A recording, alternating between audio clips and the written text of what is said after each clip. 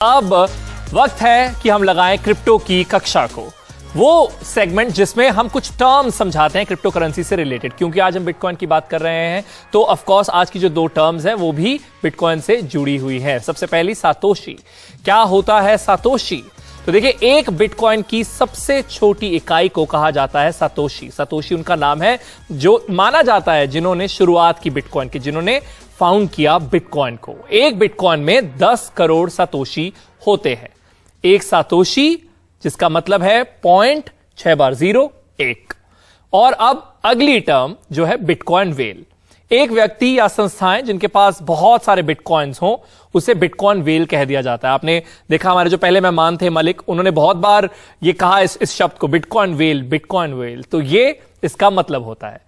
इसके बाद अब आगे बढ़ते हैं हमारे अगले सेगमेंट की तरफ जिसका नाम है सवाल जवाब। यानी आपके जो सवाल हैं वो हम लेकर जाते हैं हमारे एक्सपर्ट के पास और उसका जवाब वो देते हैं। आज के हमारे एक्सपर्ट हैं पीएम मिश्रा, एडवोकेट है ये लीगल एक्सपर्ट है फिनटेक और ब्लॉकचेन के और मैनेजिंग पार्टनर है फिनलॉ एसोसिएट के। इससे पहले कि हम इनसे बात करें तो जो सवाल इनके लिए आया है तुहिन देव का, उसे सुनते हैं। बिटकॉइन के चले रहे परिदृश्य को ध्यान में रखते हुए हम बिटकॉइन के भविष्य की भविष्यवाणी कैसे कर सकते हैं? इसे केंद्रीय बैंकों द्वारा कानूनी निविदा के रूप में लाइसेंस प्राप्त करने के संदर्भ में उपयोगकर्ताओं के संबंध में उच्च स्तर के अस्थिरता और असुरक्षा एवं अपराधीकरण के बावजूद 1 मिलियन से अधिक का अंतर है। बाजार में इसके साथ मेल खाता है। इसके अलावा हम निकट भविष्य में दुनिया भर में प्रेषण के लिए एक व्यवहार्य और उपयोगी उपकरण के रूप में बिटकॉइन का अनुमान कैसे लगा सकते हैं? हालांकि क्या हम ये भविष्यवाणी कर सकते हैं कि यह अर्थव्यवस्था में उतना ही सक्रिय होगा जितना कि निकट भविष्य में स्टॉक, करेंसी एक्सचेंज और गोल्ड बाजार में है? तो आपने सवाल इनका सुन लिया, आपका जवाब क्या होगा? नमस्कार अरुण जी। नमस्कार। हाँ, ये जो क्वेश्चन पूछा गया, जो प्रश्न पूछा गया, ये तो पहले ये पूछा गया कि बिटकॉइन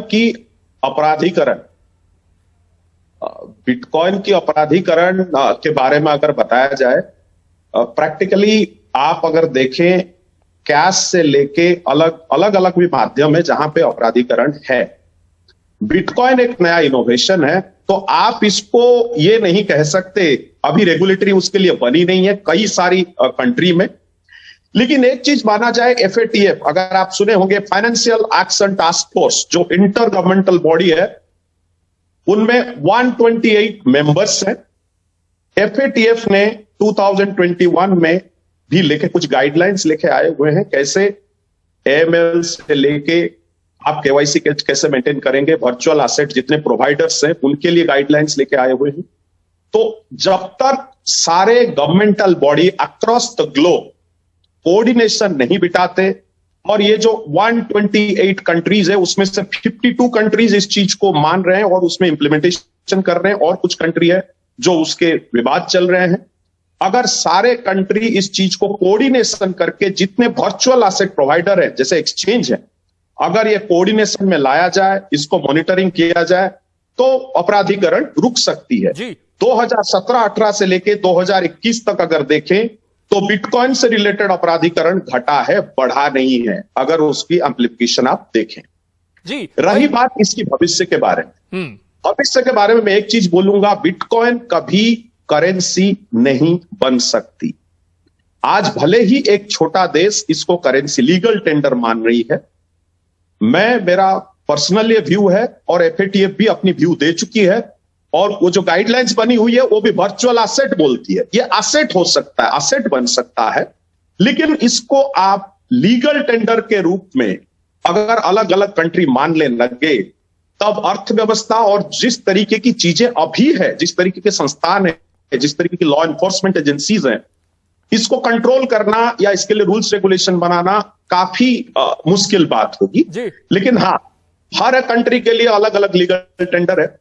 अभी आप अगर बिटकॉइन को लीगल टेंडर बनाएंगे और बिटकॉइन एक ग्लोबल करेंसी बन जाएगी, ग्लोबल करेंसी के बारे में सोचना थोड़ी डिफिकल्ट चीज होगी। जैसे आपने क्लियरली कहा कि इस तरीके से, जैसे आप एल साल्वाडोर की बात कर रहे थे कि उन्होंने करेंसी की तरह एक्सेप्ट किया, चलिए वो करना उतना पॉसिबल नहीं लग रहा है, पर अगर इस सवाल को थोड़ा चेंज किया जाए, क्या ये इकोनॉमी में एक एक्टिव रोल निभा सकता है नहीं आपके हिसाब से?